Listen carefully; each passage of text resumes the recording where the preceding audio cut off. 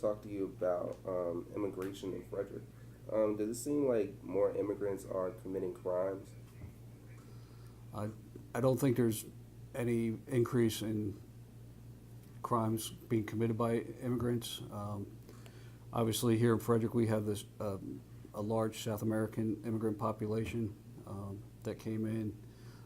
One of the things that we see that is occurring, it's immigrant on immigrant type crime, so that there may be extortion to a business owner.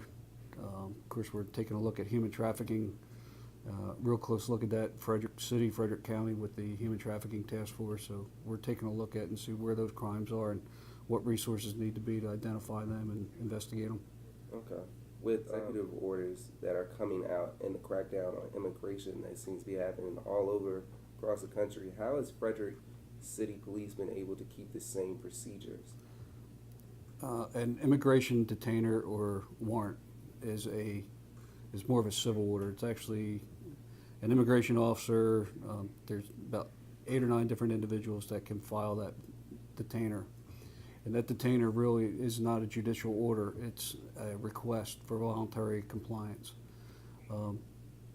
What we have here in Maryland is we can't take action on that because it's not a judicial order. So therefore, ICE saying go pick up John Doe and bring him, to us. We can't go by that. That's an ICE type situation that they would have to enforce. They would actually have to find that individual in a public space and then apprehend them and take them before that. Here in Frederick City, we can't detain anybody based on an ICE order because, again, it's not a judicial order. It's a request from ICE. It's administrative for the most part. So the only time that an individual here in Frederick County, Frederick City, would be tied in with an ICE matter would be if ICE came out and picked the individual up themselves, or if we arrested somebody and placed them in the detention center. The deputies from the sheriff's office that are at the detention center are what they call 287G certified. The sheriff's office has entered in an agreement with ICE to hold those people based on those detainers. Frederick City Police does not have the authority to hold anybody on a 287G type situation. If you had to have a more hands-on interaction with immigration, do you feel that would put more pressure on the officers and strain the relationship you have with the community? Comes down to a couple of different areas. One, we have to police the city. So if I have a person that may be here illegally witness a crime, a robbery to a store, I want that individual to be able to talk to a police officer and provide information on what the suspect description is, vehicle description, what have you, information that could help us lead to closing that case as a witness. If the individual is afraid that we're going to run them in a system and pick them up based on an ICE detainer, then that person that saw that crime probably is not going to come with that information, and therefore that robbery never gets solved and the suspects may go on and commit other robberies.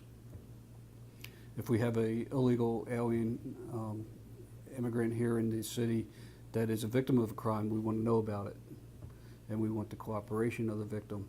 So again, if they're afraid that we're going to enforce immigration law, then we're probably not going to be told about that crime to begin with, and therefore the people perpetrating that crime may go out and actually commit additional crimes against other victims. Okay. Are you anticipating any change to your procedure in handling immigrants? Now, right now, we have a process that we cannot detain anybody any longer than what we need. If we stop an individual on a car stop, we only can detain that individual for the time to handle the car stop. We don't detain for ICE or anything like that. The only time that we would enforce any type of immigration is if a person was arrested, we place them in the detention center, and then it's the sheriff's office officers that are 287G certified would actually handle the ICE component. So we don't get involved in the illegal immigration enforcement. Okay. Do you wish that you could get more involved? Resource-wise, I just don't have the personnel to get involved in it. When we go out and talk to the communities, we're not going to block off a neighborhood and check IDs of people going in and out. We don't have those kinds of resources. But if we come across and we're doing an investigation and we identify somebody for a crime and we charge them and go before a commissioner or a judge with probable cause and get the warrant, then that individual is then placed into the detention center and could be subject to, the ICE check through the 287G program.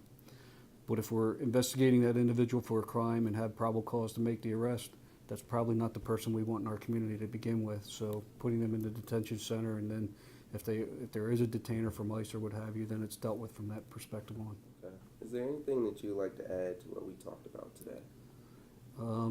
Here in Frederick, this department has made a large investment in reaching out to the community, all communities, whether we're with the Muslim community at the mosque, or we go up to the Asian American Center, we're there, we go to Centro Hispano and speak to individuals there. We attend multiple community functions, is to build that relationship so that there is trust, so that we share information back and forth, so that people are encouraged that if they see they're a victim of a crime or they see a crime, they're willing to step up and report that crime to us, because they know that we need that information to prevent other crimes from happening. Oh, okay. Well, that concludes my interview for today. Okay. And thank you.